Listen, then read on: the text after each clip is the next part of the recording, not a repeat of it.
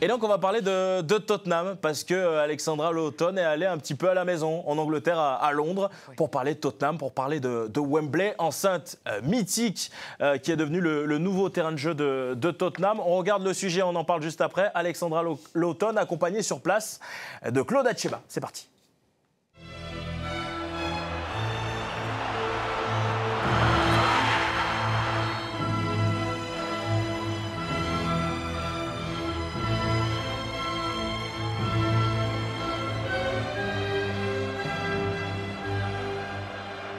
Wembley, Wembley. They're the famous Tottenham Hotspur, but they don't like Wembley.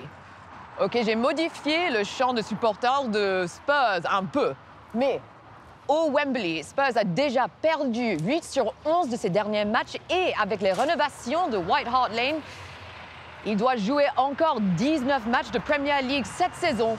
Ici, ça a déjà commencé avec une défaite contre Chelsea. Donc, est-ce que ça craint les Spurs?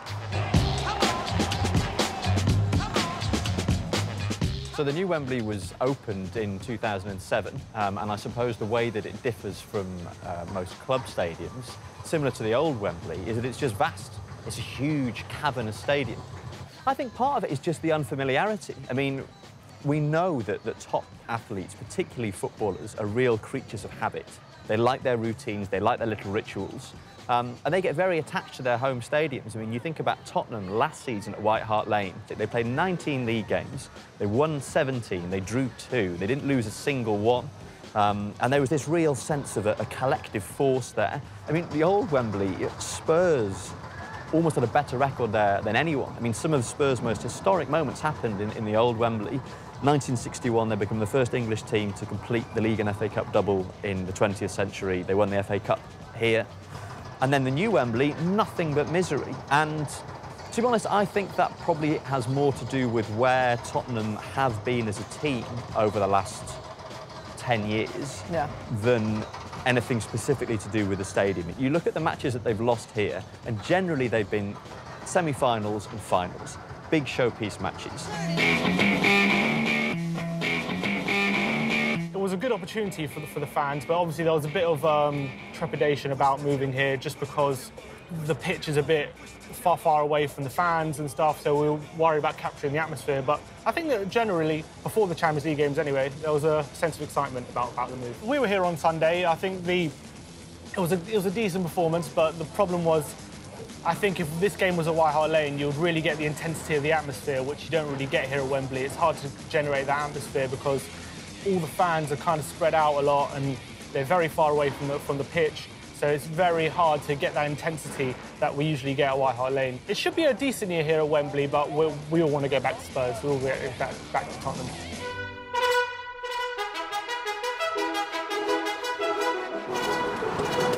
To White Hart Lane, please, sir.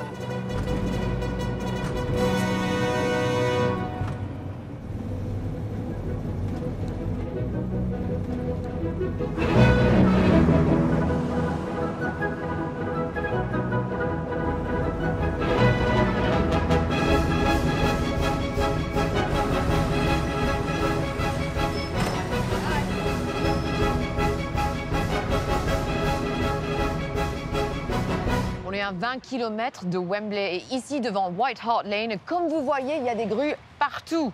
Le vieux stade était trop petit avec ses 36 000 places, mais le nouveau stade, ça va compter 61 500 places. Le coût de tous ces travaux sera 825 millions d'euros. White Hart Lane, donc, est le bijou d'un quartier assez pauvre de Londres. Glory, glory, Tottenham Hotspurs. Glory, glory, Tottenham Hotspurs. En face de Stadium, on est là, à le Bricklayers Pub, le quartier général pour les vrais supporters de Spurs. On va aller voir comment ils vivent pendant le déménagement temporaire à Wembley. What's the mood and what are the fans saying in your pub? Yeah, they're a bit cautious and not too optimistic. They're just keeping their fingers crossed that they'll be okay this season. Do you think the atmosphere at New White Hart Lane will be different to what it was? It should be better, because it'd be the old atmosphere magnified, with bigger crowd and better acoustics. And They do a lot of modern technology now where the sound's kept rather than going out through the roof, it's kept in the stadium. I'm told it's big development. Then move to Wembley, then back to New White Hart Lane. Do you think that's going to halt their progress? I think everything's basically been put on hold for a season. Worry, I don't know about worry, concern's the word. They're concerned that the momentum which they had going last year be stalled for a while, you know. Just put things on hold, like. I hope I'm wrong, but get the feeling like, you know, just have a good season this year, survive in the top flight, and then get back here and go for it. Predictions for Spurs this season? Maybe go further in the Champions League, get to the quarterfinals and a good cup run. I think that'll be a decent season for Spurs. I would say top half of the table. Top half. I'd be happy with that. Looking at what they did last season, they should be aiming for the title. They are aiming for the title. On paper, they are capable of beating any team in the country, and we know that. I suspect the Wembley factor may play a part. Ruin everything. I wouldn't go so far as to say ruin everything, but I'm not sure they're going to compete for the title as closely as they have done the last 2 seasons.